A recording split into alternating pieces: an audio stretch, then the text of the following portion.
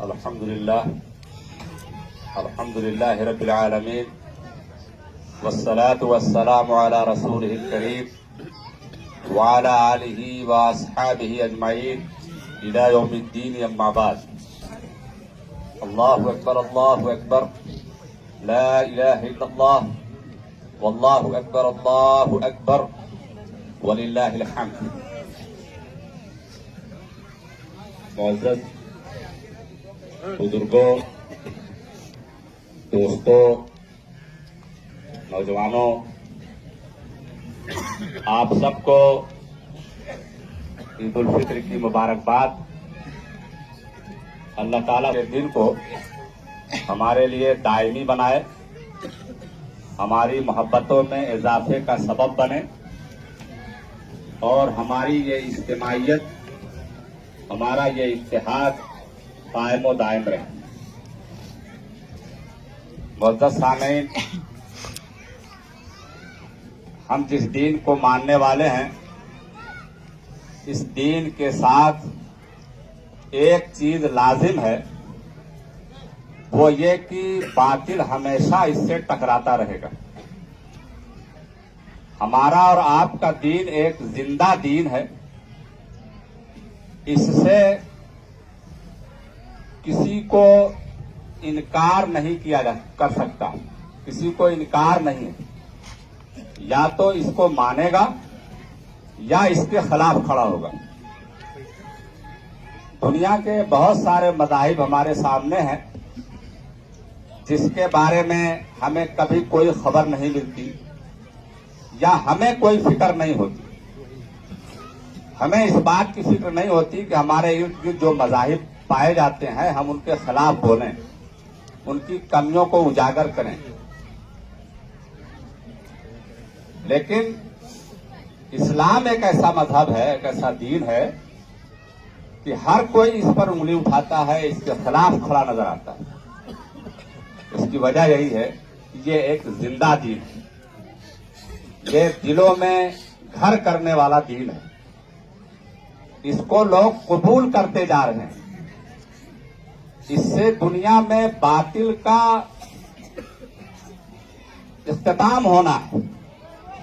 یہی وجہ ہے کہ باطل ہمیشہ اس سے ٹکراتا ہے.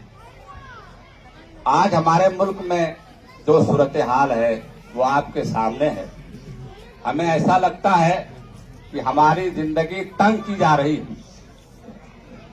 یہ ان کی کوشش ہے، ارادے یہی ہیں کہ مسلمانوں کی زندگی تنگ کی جائے. لیکن مسلمانوں کے پاس ایک ایسی کتاب ہے قرآن مجید کی شکل میں جس نے قیامت تک کے لیے ہر قسم کے مسئلے کا حل بیان کر دیا ہے اور ہر طرح کے حالات کی پہلے دن سے نشاندہی کر دی ہے. قرآن مجید میں جو فرمایا گیا وَلَنَبْلُوَنَّكُمْ بِشَيْءٍ مِّنَ الْخَوْفِ وَالْجُوعِ وَنَقْصٍ مِّنَ الْأَمْوَالِ وَالْأَنفُسِ وَالثَّمَرَاتِ وَبَشِّرِ الصَّابِرِينَ. اے مسلمانوں، ہم تم کو ضرور آزما کر رہیں گے، نقصان دے کر کے، خوف دے کر کے، تمہاری نسلوں کو ختم کر کے، تمہیں بھوک پیاس میں مبتلا کر کے، ہر طرح سے تم کو نقصان دے کر کے ہم تمہاری آزمائش کریں گے. وبشر الصابرین، اس آزمائش کے حالات میں صبر کرنے والوں کے لیے بشارتیں ہیں. یعنی ہم تو آزمائش کے لیے بنے ہی ہیں.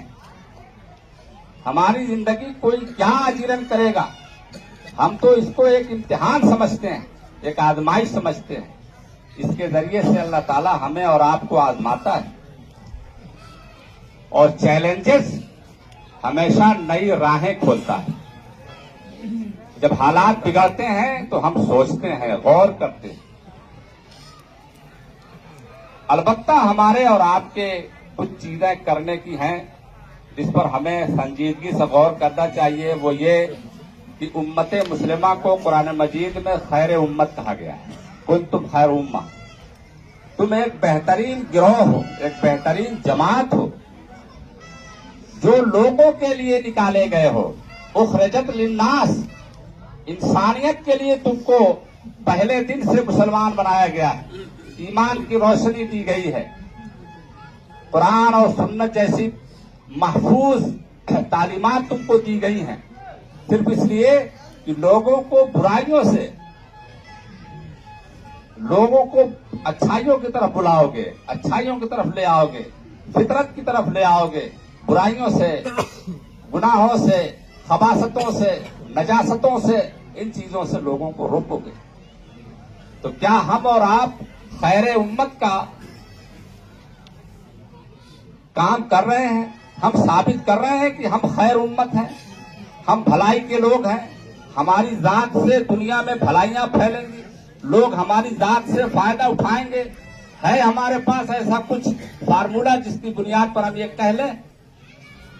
हम तो एक सेल्फिश लाइफ गुजार रहे हैं, बस हम किसी तरह से खा लें, हम किसी तरह से जी लें, हमारे बच्चे खा पी लें, हमारे बच्चे ऐश की जिंदगी गुजार लें, हमारा घर अच्छा हो जाए, हमारी गाड़ी अच्छी हो जाए, और इसी में हम मर जाते हैं। कुरान में जगह इसकी निशानदगी इस तरह की गई, अलहाकुमुत तकासुर हत्ता ज़ुरतुमुल मकाबिर, तुम्हें एक दूसरे से आगे बढ़ जाने की फिक्र ने गफलत में डाले रखा है, यहां तक कि तुम मकाबिर कब्रिस्तान पहुंच जाते हो। क्या ऐसा नहीं है?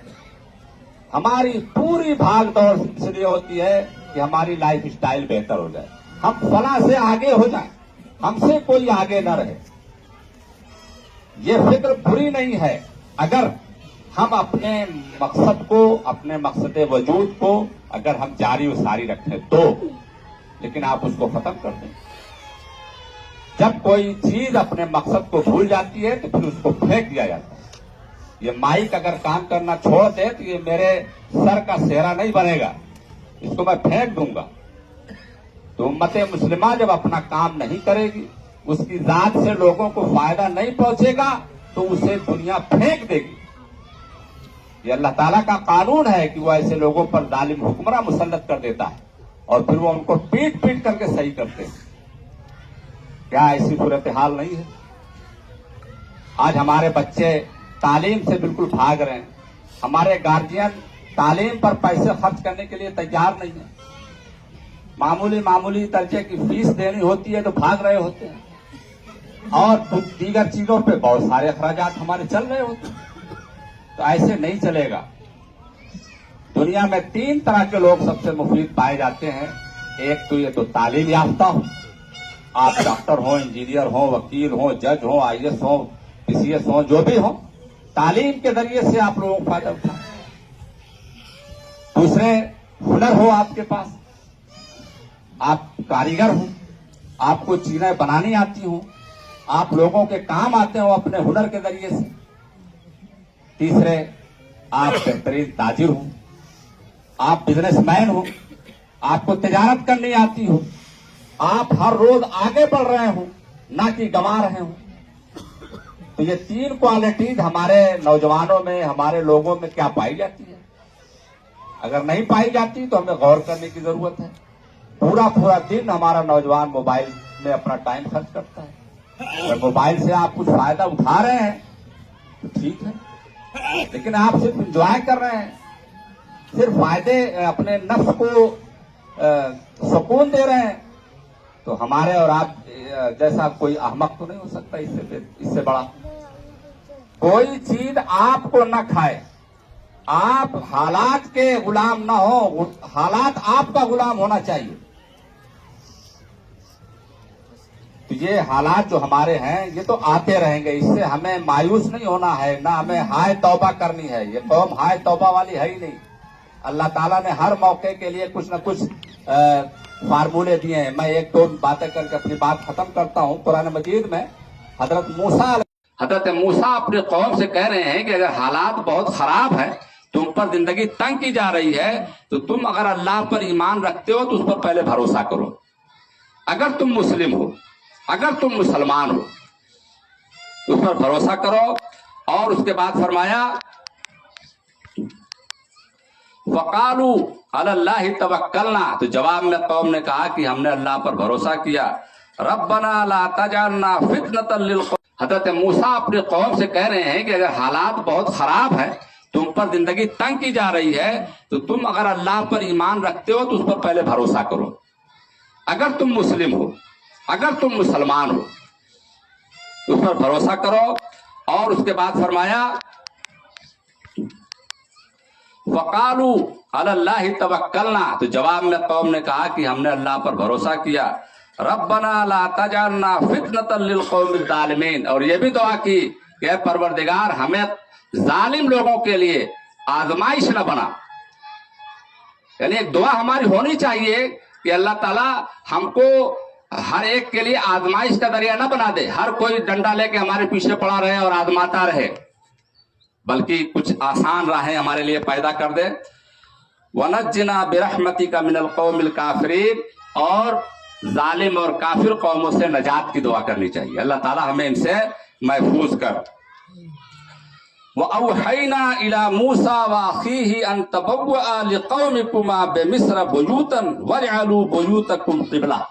پھر اللہ تعالیٰ کہہ رہے ہیں کہ ہم نے موسیٰ اور ان کے بھائی سے کہا کہ ایک کام کرو، حالات بہت خراب ہے، نماز نہیں پڑھنے دی جا رہی ہے، عبادت نہیں کرنے دی جا رہی ہے، تمہیں چھت پہ نہیں پڑھنا ہے، یہاں نہیں پڑھنا ہے، وہاں نہیں پڑھنا ہے، تو ایک کام کرو، تم اپنے کسی گھر کو قبلہ بناؤ. ایک گھر دیکھو اور اس کو جو ہے قبلہ بناؤ، اور پھر وہاں پر لے جا کر کے نماز قائم کرو، یعنی اللہ کو یاد کرو.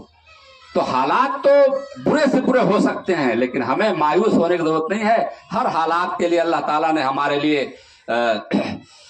راہیں پیدا کی ہوئی. اور ایک آخری بات کہ ان الذین قالوا ربنا اللہ ثم استقاموا، جس نے اپنے اللہ کو رب مان رکھا ہے اور اس پر ڈٹا ہوا ہے، تتنزل علیہم الملائکہ، تو اس پر فرشتے اترتے ہیں ان کی مدد کے لیے، ان کی دلجوئی کے لیے، ان کو سہارا دینے کے لیے. دنیا میں بھی اللہ تعالیٰ فرشتوں کو نازل کرتا ہے.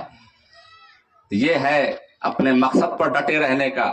وہ کہتے ہیں کہ اللہ تخافوا، مت ڈرو، ولا تحزنوا، ٹینشن مت لو، وابشروا بالجنہ، تمہیں بشارت ہے جنت کی. یہ سب حالات سے تم اگر نپٹ گئے، تمہارے لیے بشارت ہے جس کا تم سے وعدہ کیا گیا ہے. یہ ہمارے لیے تو راہیں. ہم کیوں مایوس ہوں؟